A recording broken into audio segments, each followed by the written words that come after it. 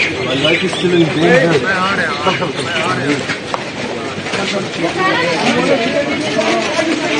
बिस्मिल्लाहिर्रहमानिर्रहीम। अस्सलाम वालेकुम नाज़रीन, मैं हूं कंबर ज़दी। यूट्यूब पे आप मेरा वीलॉग देख रहे हैं। इस वीलॉग में नाज़रीन मैं आपको ये साबित करूंगा कि ज़ाहिर जाफ़र कोई पागल शख्स नहीं है। मेरे पास सबूत मौजूद हैं जिनको आपको भी दिखाऊंगा। एक अक्लमंद शख्स जो शऊर रखता है वो खुद फैसला करेगा क्या ये शख्स पागल हो सकता है, क्या ये शख्स जहनी तौर पर बीमार हो सकता है, क्या इसके साथ कोई प्रॉब्लम जहनी तौर पर है या नहीं। सबसे पहले आगाज करते हैं इस वीडियो से जो मैंने शुरू में चलाई, और ये वीडियो है आज डिस्ट्रिक्ट मजिस्ट्रेट के आगे जब ज़ाहिर जाफ़र को पेश किया गया। वापस आते हुए उनको धक्के लगे, पुलिस ने चारों तरफ से घेराव किया हुआ था, और इस धक्के लगने के दौरान उनके मुंह से एक जुमला निकला, और वो जुमला था my life is in danger.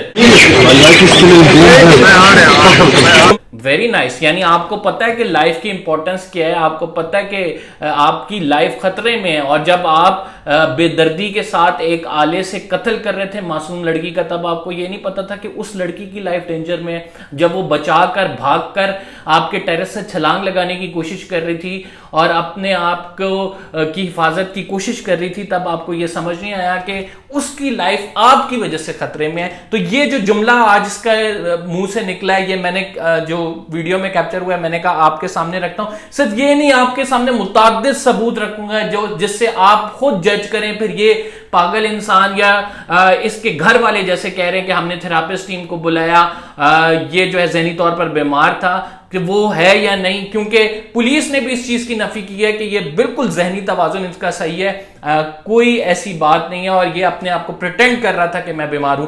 आज अदालत में जब इसको पेश किया गया, अदालत में जो कुछ हुआ उसकी प्रोसीडिंग्स जो है वो भी आपके सामने रखूंगा। लेकिन इसने बाआवाज़े बुलंद अदालत में कहा आई कांट हियर, मुझे समझ नहीं आ रही कि मेरा केस चल रहा है, I want to come in front of the dais, और इसने ये कहा कि मैं अपना केस सुनना चाहता हूं।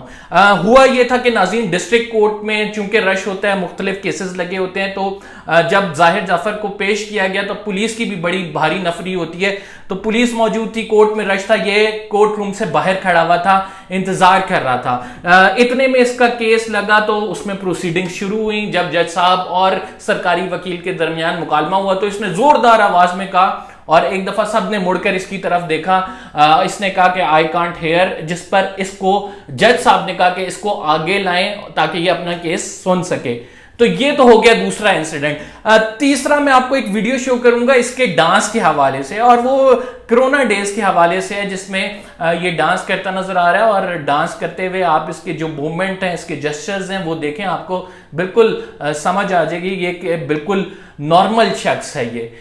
इसके साथ एक और चीज जो है मैं आपको यहाँ पे मेंशन जरूर करना चाहूंगा कि जिस टाइम इसने ये कत्ल किया है उस टाइम ना ही इसने ड्रग यूज की हुई थी और ना ही ये कोई मेडिसिन ले रहा था। पुलिस ने ये मामला जो है क्लियर कर लिए हैं। पुलिस की जानिब से आज अदालत को भी ये बताया गया कि हमने आलाए कत्ल तो अपनी तहवील में ले लिया, लेकिन हमने इसका मोबाइल लेना है, इस वजह से हमें 2 रोजा जिस्मानी रिमांड और दिया जाए। पुलिस ने साथ ये भी बताया जो मकतूला है नूर मुकद्दम साहिबा, उनका भी जो है वो तकरीबन पोस्टमार्टम के बाद रिपोर्ट तैयार हो चुकी है और वो अदालत के सामने पेश की जाएगी।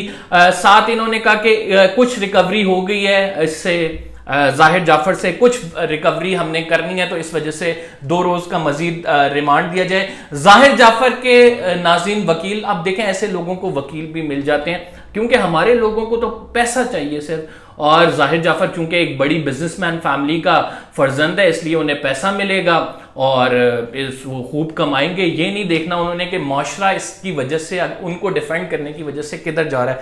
बहरहाल ये हर किसी के अपना ईमान है कि वो किस तरह चोर को डिफेंड करता है, किस तरह कातिलों को डिफेंड करता है, किस तरह ऐसे लोगों को डिफेंड करता है जिन्होंने घिनौने जुर्म किए हो, ना सिर्फ एक लड़की के खिलाफ बल्कि इस माशरे के खिलाफ। उसके वालदैन, बुजुर्ग वालदैन की एक जवान बेटी جو ہے ان کے پاس سے چلی گئی، لیکن ہمارے معاشرے میں ایسے لوگ موجود ہیں جو ان لوگوں کا دفاع کرنا جانتے ہیں۔ آپ کو یہ بتاؤں کہ اس میں مزید دفعات ایڈ کر دی گئی ہیں اس کے کیس میں۔ پہلے 302 صرف ایڈ تھی اور اب جو دفعات ایڈ کی گئی ہیں میں آپ کو ایک ایک کر کے بتاتا ہوں۔ اب 201 CRPC ایڈ کر دی گئی ہے اور اس کا مطلب یہ ہوتا ہے کہ ڈس اپیرنس آف ایویڈنس، یعنی جان بوجھ کر کسی نے شواہد کو چھپایا ہو تو 201 ایڈ کر دی جاتی ہے، اور 201 کی جو سزا ہے وہ 10 سال سے زیادہ ہے۔ اس میں 511 ایڈ کی گئی ہے اور 511 attempt to an offense ہے، اور یہ اس لیے ایڈ کی گئی ہے کہ اس نے جو تھراپسٹ ٹیم کا ایک لڑکا تھا اس پہ جو ہے اقدام قتل کیا تھا، یعنی اس پہ مارنے کی کوشش کی تھی، اس کو چاقو مارا تھا تاکہ اس کی جان لے لے۔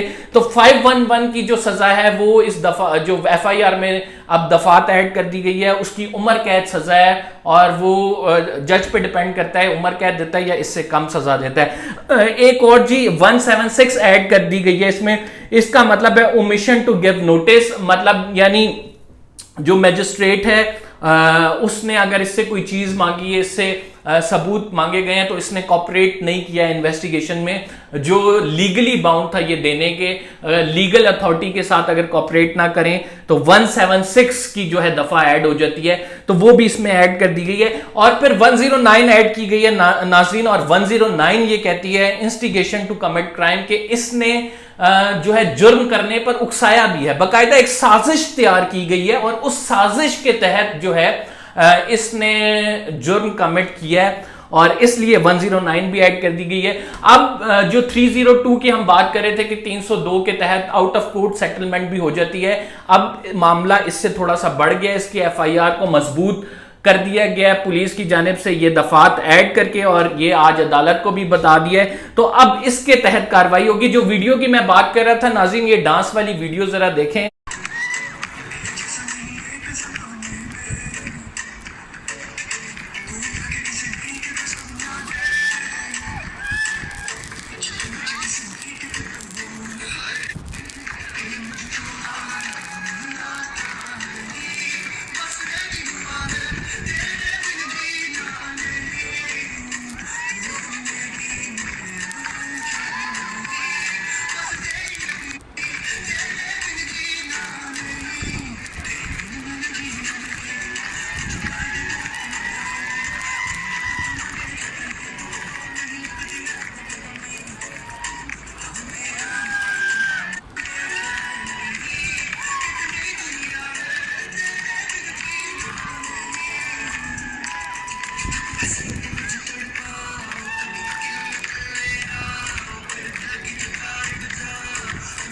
کس طرح سے بہترین سٹیپس کر رہا ہے یہ۔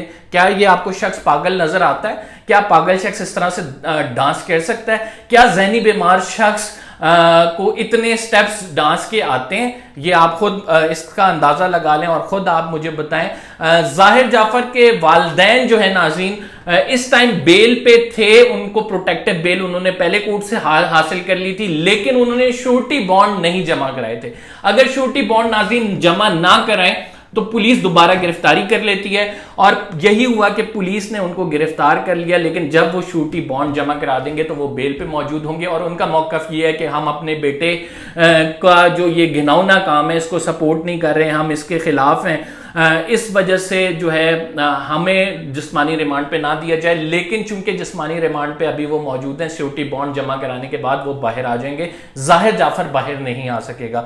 یہ وہ تمام ثبوت تھے جو میں نے آپ کے سامنے رکھنے تھے، جن سے یہ ظاہر ہوتا ہے کہ یہ شخص جو ہے کوئی ذہنی طور پہ بیمار نہیں ہے، اس نے اپنے ہوش و حواس میں یہ درندگی کی ہے۔ اور ایسے والدین پہ میں کیا کہوں کہ جنہوں نے پیسے کے بلبوتے پر اپنی اولاد کو پڑھا لکھا کر اچھے اسکولوں میں جوان تو کر دیا، لیکن اس کی تربیت نہیں کی، اور تربیت نہ کرنے کا یہ صلہ آج دیکھ رہے ہیں کہ اس نے خود تو ہتھکڑیاں لگی ہیں، اپنے ماں باپ کو بھی ہتھکڑیاں لگائی ہیں۔ تو معاشرے میں جب تک والدین کا ایک رول ہوتا ہے وہ ادا نہیں کریں گے والدین، تب تک جو ہے ہم ان جرائم سے خاتمہ نہیں کر سکتے. یہ پرتشدد معاشرہ بنتا جا رہا ہے اور ہم نے اس چیز کو روکنا ہے. روزانہ کی بنیاد پر رپورٹ کر رہا ہوں یہ کیس.